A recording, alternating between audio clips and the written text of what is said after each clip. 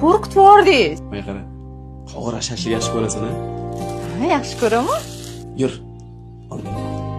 Ovqat solishtiryapman, tez tayyor bo'ladi. Qo'y ovqatingni, yur. Deb kelamiz.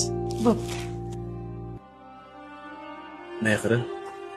Sen kuchli insonsan, bilasanmi? Shuning uchun ko'proq yegin, yanada kuchli bo'lishing kerak. Xo'p. Qaytgancha hozir bu yerdan chiqib, onanglarni ko'rgani boramiz. Narigi hafta aytgandingiz-ku, yana boramizmi? Xo'p.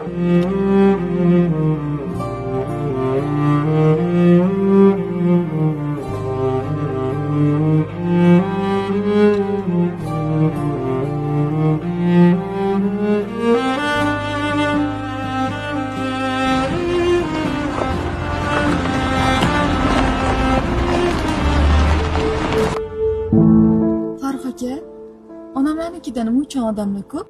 Nigora, sen kuchli insonsan. O'zingni qo'lga ol. Hozir qaynaka kelyapti. Assalomu alaykum, aka, yaxshimisiz? Yaxshi, rahmat. O'zingiz yaxshimisiz? Ha, rahmat aka. Zo'r, xudoga shukr. Kuyov, bandalik ekan. Otamizni berib qo'ydik. Nima? Shuni singlimga o'ziz yotig'i bilan tushuntiring. Xo'p.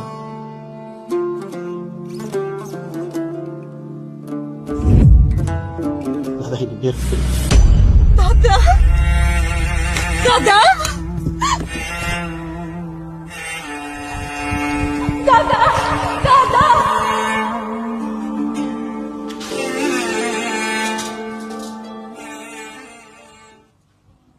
Yaxshimisan, Nigora?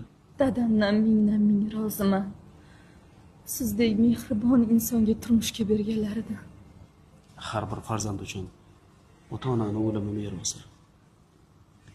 Eng muhimi tirikliklarida g'aflatda qolmaslik. Meni ham otam o'tib qo'yganlarida bir o'lib bir tirilganman. O'shanda sen menga qattiq dalda bo'lgansan. Sendan ming roziman.